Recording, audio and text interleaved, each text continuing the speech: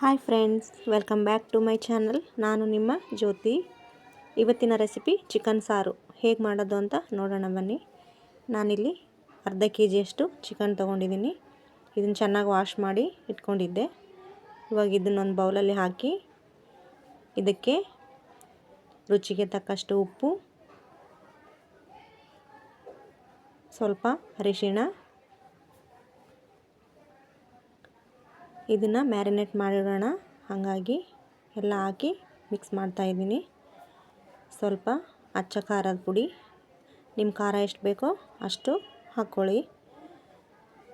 ಮತ್ತು ಶುಂಠಿ ಬೆಳ್ಳುಳ್ಳಿ ಪೇಸ್ಟ್, ಇದು ನಾನು ಆಲ್ರೆಡಿ ರೆಡಿ ಮಾಡಿಟ್ಕೊಂಡಿದ್ದೆ, ಹಾಗಾಗಿ ಹಾಕ್ತಾಯಿದ್ದೀನಿ. ಶುಂಠಿ ಬೆಳ್ಳುಳ್ಳಿ ಪೇಸ್ಟ್ ಹಾಕಾಯಿತು. ಇವಾಗ ಗರಂ ಮಸಾಲ ನಿಮ್ಗೆ ಎಷ್ಟು ಬೇಕೋ ಅಷ್ಟು ಹಾಕ್ಕೊಳ್ಳಿ. ಅದಾದ ನಂತರ ಚಿಕನ್ ಮಸಾಲ, ಇದು ಕೂಡ ಅಷ್ಟೇ ಸ್ವಲ್ಪ ಹಾಕಿದ್ದೀನಿ. ಇದಾದ ನಂತರ ಸ್ವಲ್ಪ ಎಣ್ಣೆ ಹಾಕಿದರೆ ಚೆನ್ನಾಗಿರುತ್ತೆ, ಹಾಗಾಗಿ ಹಾಕ್ತಾಯಿದ್ದೀನಿ.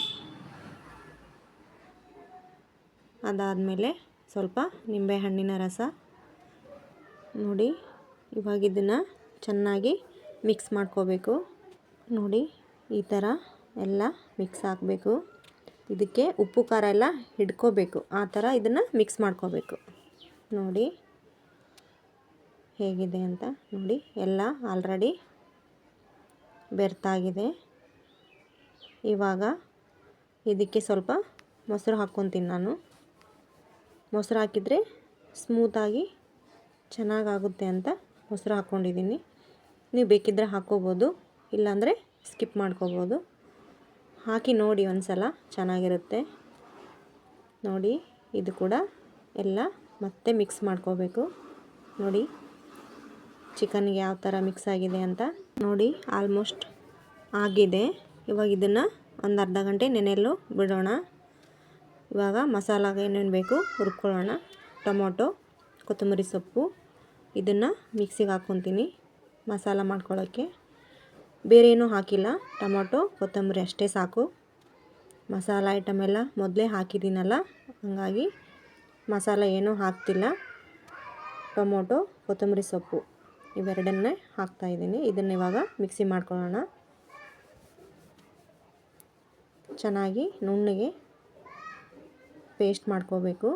ಸಾರು ಮಾಡೋಕ್ಕಲ್ವ, ಹಾಗಾಗಿ ನುಣ್ಣಗಿದ್ರೆ ಚೆನ್ನಾಗಿರುತ್ತೆ.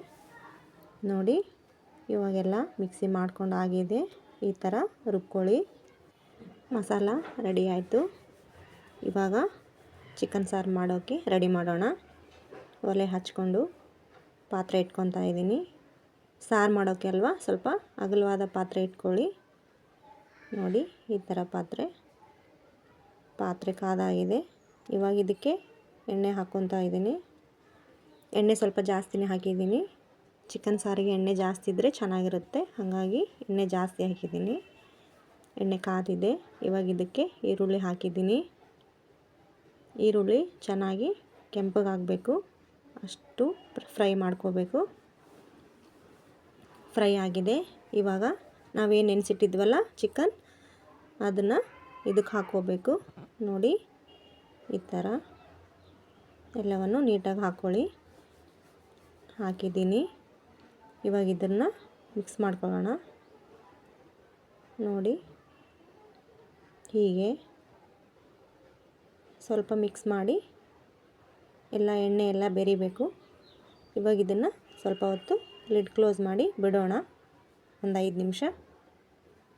ನೋಡಿ, 5 ನಿಮಿಷ ಆಗಿದೆ. ಓಪನ್ ಮಾಡಿದ್ದೀನಿ. ಯಾವ ಥರ ಎಲ್ಲ ಬೆಂದಿದೆ, ಎಣ್ಣೆ ಎಲ್ಲ ಹೀರ್ಕೊಂಡು ಚೆನ್ನಾಗಿ ಎಣ್ಣೆ ಎಲ್ಲ ಬಿಟ್ಟಿದೆ. ಇದು ಇನ್ನೂ ಬೇಯಬೇಕು. ಮತ್ತೆ ಸ್ವಲ್ಪ ತಿರುಗಿಸಿ ಮತ್ತೆ ಲಿಡ್ಡನ್ನು ಕ್ಲೋಸ್ ಮಾಡ್ಕೊಳ್ಳಿ. ನೋಡಿ, ಇವಾಗ ಮತ್ತೆ ಓಪನ್ ಮಾಡಿ ನೋಡ್ತಾ ಇದ್ದೀನಿ. ನೋಡಿ ಯಾವ ಥರ ಕಾಣಿಸ್ತಿದೆ, ಸೂಪರಾಗಿ ಕಾಣಿಸ್ತಿದೆ ಅಲ್ವಾ. ಸಾರು ಬೇಡ ಅಂದರೆ ಈ ಥರ ಫ್ರೈ ಕೂಡ ಮಾಡ್ಕೋಬೋದು. ಇವಾಗ ಇದಕ್ಕೆ ನಾನೇನು ರುಬ್ಬಿದ್ನಲ್ಲ ಅದೆಲ್ಲ ಮಸಾಲ ಇದಕ್ಕೆ ಹಾಕ್ಕೊತಾ ಇದ್ದೀನಿ. ನೋಡಿ, ಎಷ್ಟು ಕಲರ್ಫುಲ್ಲಾಗಿ ಕಾಣ್ತಾ ಇದೆ. ನಾನೇನು ಹಾಕಿಲ್ಲ, ಜಸ್ಟ್ ಟೊಮೊಟೊ ಕೊತ್ತಂಬರಿ ಸೊಪ್ಪು ಎರಡನ್ನೇ ರುಬ್ಬಿ ಹಾಕಿರೋದು. ನೋಡಿ ಇವಾಗ ಇದನ್ನು ಮತ್ತೆ ಮಿಕ್ಸ್ ಮಾಡ್ಕೊಳ್ಳಿ. ನಿಮಗೆ ನೀರು ಎಷ್ಟು ಬೇಕೋ, ಸಾರು ಯಾವ ಥರ ಹದದಲ್ಲಿ ಬೇಕೋ ಅಷ್ಟು ನೀರನ್ನು ಹಾಕ್ಕೋಬೇಕು. ಹಾಕಿದ್ದೀನಿ, ಮತ್ತೆ ಲಿಡ್ ಕ್ಲೋಸ್ ಮಾಡ್ಕೊಳ್ಳಿ. ನೋಡಿ ಮತ್ತೆ ಓಪನ್ ಮಾಡಿ ನೋಡ್ತಾ ಇದ್ದೀನಿ.